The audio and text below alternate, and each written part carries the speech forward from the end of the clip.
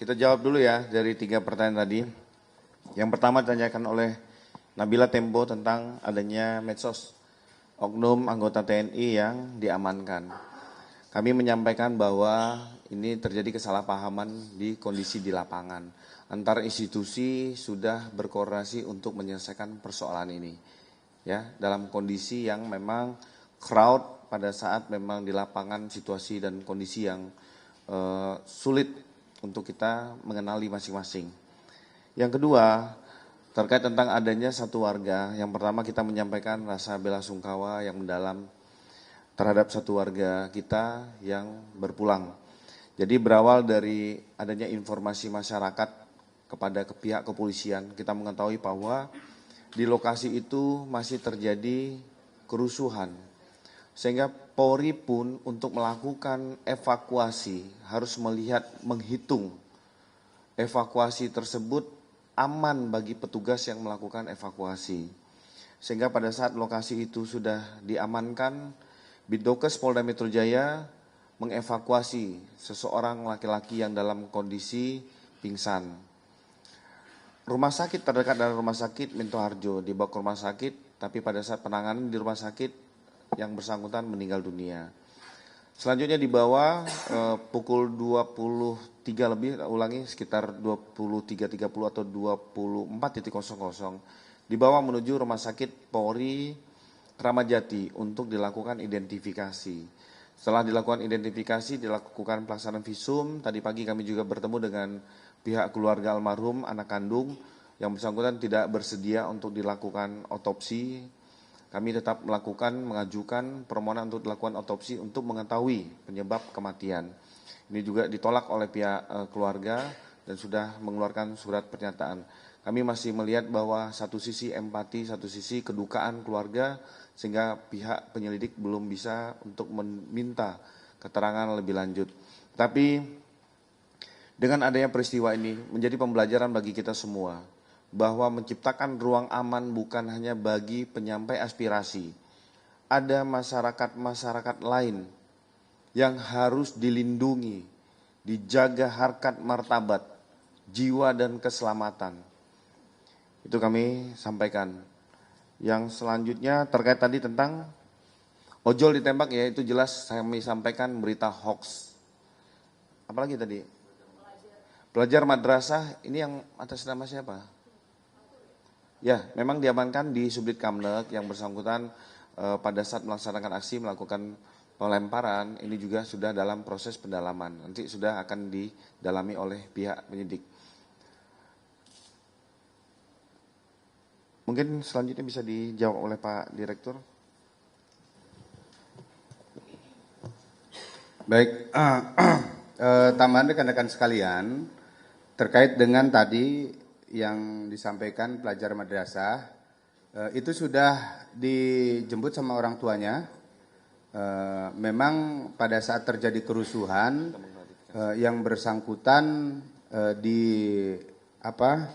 dievakuasi oleh tim kami karena berada di kerumunan massa yang sedang rusuh.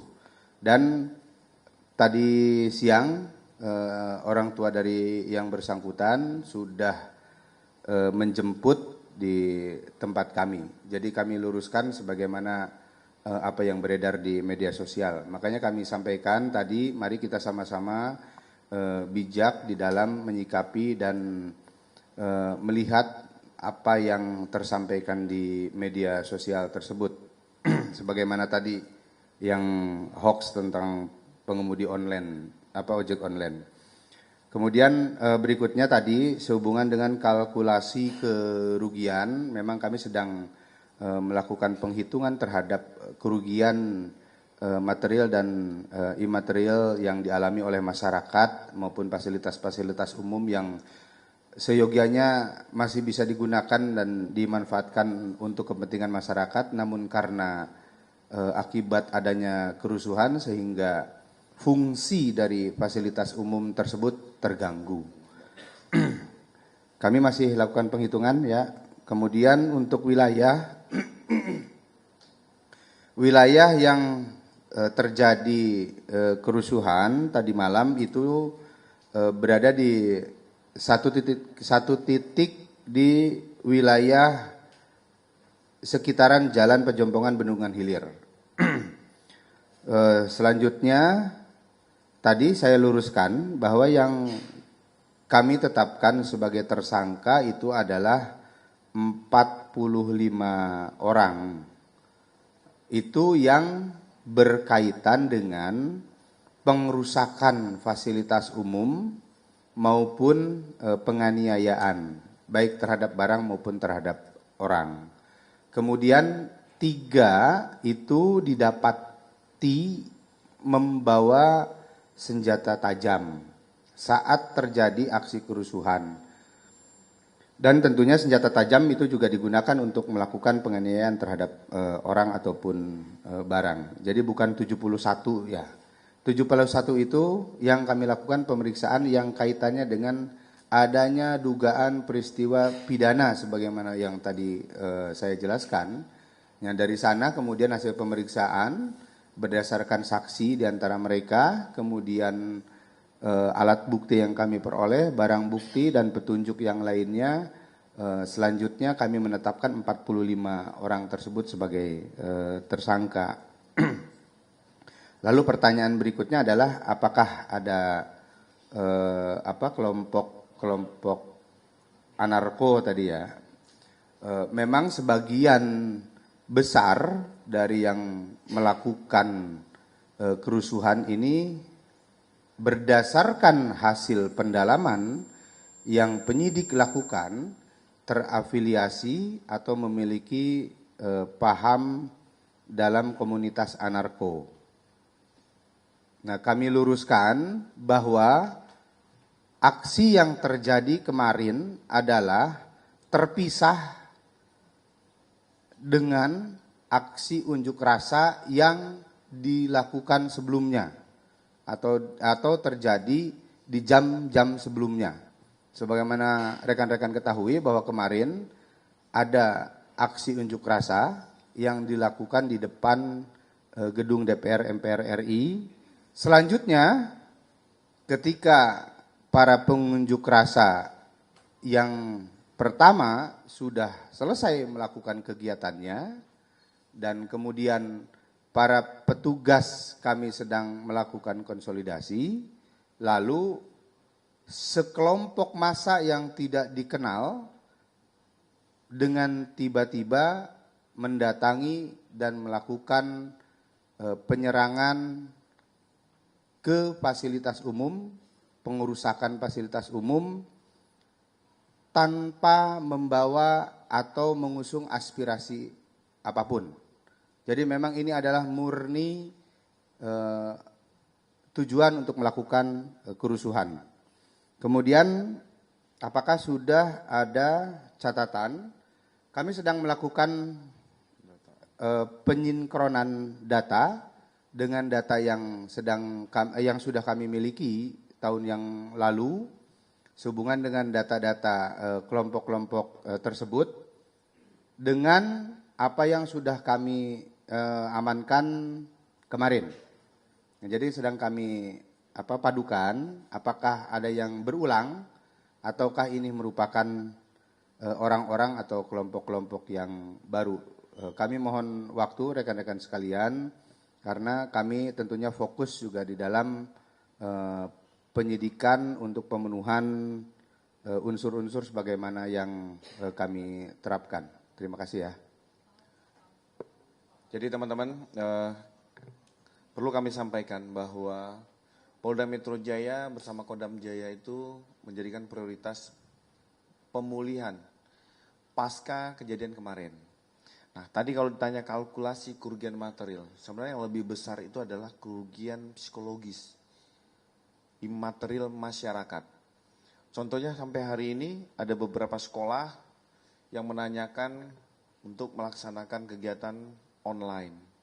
Beberapa aktivitas bahwa kami juga menyampaikan aktivitas masyarakat Jakarta hari ini Jumat 28 Agustus 2026 masih berjalan rutinitas seperti biasa. Kita bisa melaksanakan konferensi pers, di luar aktivitas lalu lintas juga meningkat. Nah, ini yang harus menjadi perhatian kita bersama dalam penyampaian aspirasi. Dan kami tekankan bahwa kelompok massa yang dari siang sampai dengan malam hari dilakukan himbauan soft approach oleh Kapolres Metro Jakarta Pusat untuk meninggalkan lokasi. Karena tidak ada orasi, tidak ada penyampaian aspirasi, tidak ada isu yang diangkat. Tujuannya adalah mengganggu Kamtibmas. Ini yang rekan-rekan dan masyarakat harus ketahui dan pahami. Mungkin ada lagi? Ya, silakan. Saya Safat dari IDN Times. Tadi sempat disinggung soal ormas. Mungkin bisa dijelaskan Pak terkait keterlibatan ormas ini apakah untuk provokasi, terus kemudian dibentrokan dengan warga, terus apakah ada dari pihak ormas yang diamankan gitu untuk dimintai keterangan. Terus yang kedua terkait sinyal kemarin sempat ramai juga, sempat viral, ada yang bilang di jammer gitu agar sinyal di sana tidak bisa diakses gitu. Apakah ini bagian dari pengamanan atau seperti apa Pak? Terima kasih. Ya, kami jawab sinyal, kita mengetahui bahwa dengan crowdednya manusia, banyaknya massa di sana, itu akan juga mengganggu terhadap sistem telekomunikasi. Kalau terkait tentang ormas, kami masih melakukan pendalaman terkait karena fakta harus terverifikasi. Kami mohon waktu. Ya.